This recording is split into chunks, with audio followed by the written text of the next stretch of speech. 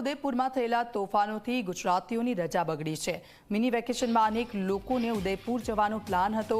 ઉદયપુરમાં વાતાવરણ તંગ થતા અનેક લોકોએ પ્રવાસ રદ કર્યો છે। બુકિંગ કેન્સલ થતા ઉદયપુરના હોટલ ઉદ્યોગને પણ નુકસાન પહોંચ્યું છે। પ્રવાસીઓએ કુંભલગઢ, રણકપુર, નાથદ્વાર પર પોતાની પસંદગી ઉતારી છે। આપ જુઓ જે સમગ્ર ઘટના બની હતી ઉદયપુરમાં। જે વિદ્યાર્થીઓ છે તે લોકો વચ્ચે મારામારીને ત્યારબાદ એક વિદ્યાર્થીને ચાકુ મારી દેવામાં આવ્યું હતું અને ત્યારબાદ આ ઘટનાક્રમ આગળ વધ્યો। સીધા જ જઈશું ઉદયપુર ખાતે। અમારા સંવાદદાતા અર્પણ કાયદાવાલા અમારી સાથે લાઈવ જોડાઈ ગયા છે। અર્પણ, શું પરિસ્થિતિ છે હાલ?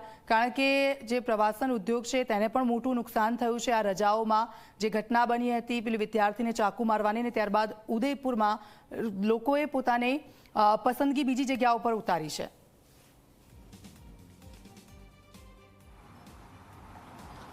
દીક્ષિતા, હાલની વાત કરીએ તો સંપૂર્ણ શાંતિપૂર્ણ માહોલ છે તેમ કહી શકાય। શહેરના એક પણ વિસ્તારમાં કોઈ પણ પ્રકારની અનિચ્છનીય ઘટના નથી બની કે નથી કોઈ અઘટિત બનાવ બન્યો। એટલા માટે કે વહેલી સવારે જે મૃતક યુવક હતો, જે સગીર હતો, દેવરાજ જેનું નામ હતું, તેના અંતિમ સંસ્કાર ચુસ્ત પોલીસ બંદોબસ્ત વચ્ચે કરી દેવામાં આવ્યા છે। પરિવારજનો પણ હવે તેના પોતાના ઘરે પહોંચી ચૂક્યા છે અને ઉદયપુરના તમામ બજારો, તમામ જે પ્રવૃત્તિઓ છે તે રાબેતા મુજબ ધમધમી રહી છે।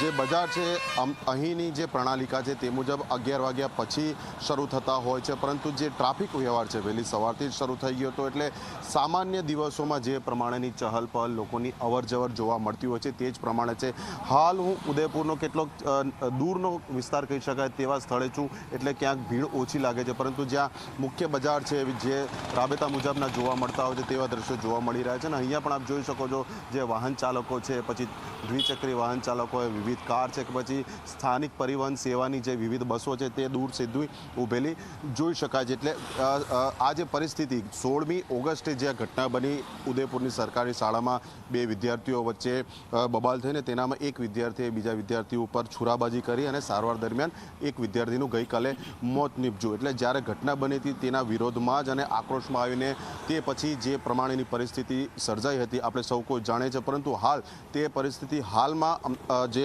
ઉદયપુર શહેર છે ત્યાં ક્યાંય જોવા નથી મળી રહી। હા, પરંતુ જે પરિસ્થિતિ સર્જાઈ હતી તેની ચોક્કસથી અસર હોટલો ઉપર પડી હતી, કારણ કે આ એ સમયગાળો હતો જ્યારે 15મી ઓગસ્ટથી લઈને રક્ષાબંધનની વચ્ચેનો જે સમયગાળો હતો, જે જાહેર રજા આવતી હતી, તેના કારણે ખાસ કરીને ગુજરાતીઓ કે જ્યારે પણ તેમને મોકો મળતો હોય છે તો તુરંત જ પોતાના મિત્ર પરિવાર સાથે પ્રવાસન સ્થળોએ ઉપડી જતા હોય છે। એટલે તેમને આગોતરું આયોજન કરી અને ઉદયપુર અને આસપાસની જે હોટલો બુક કરાવી હતી, પરંતુ 16મી ઓગસ્ટની ઘટના બાદ વાતાવરણ જે તંગ બન્યું તેના કારણે પરિસ્થિતિ બદલાઈ અને તાત્કાલિક આ બુકિંગ કરાવનારા લોકોને પોતાના બુકિંગ છે તે રદ કરવાની ફરજ પડી હતી સુરક્ષાના કારણોસર, અને તેના જ કારણે મહત્તમ જે બુકિંગ હતા તે કેન્સલ થઈ ગયા હતા। કેટલાક ગણ્યા ગાંઠ્યા પ્રવાસીઓ જે હતા તે આ વાતાવરણ વચ્ચે પણ રોકાયા હતા, પરંતુ અહીંયા હજી પણ આજે મોડી રાત સુધી ઇન્ટરનેટ સેવા બંધ છે।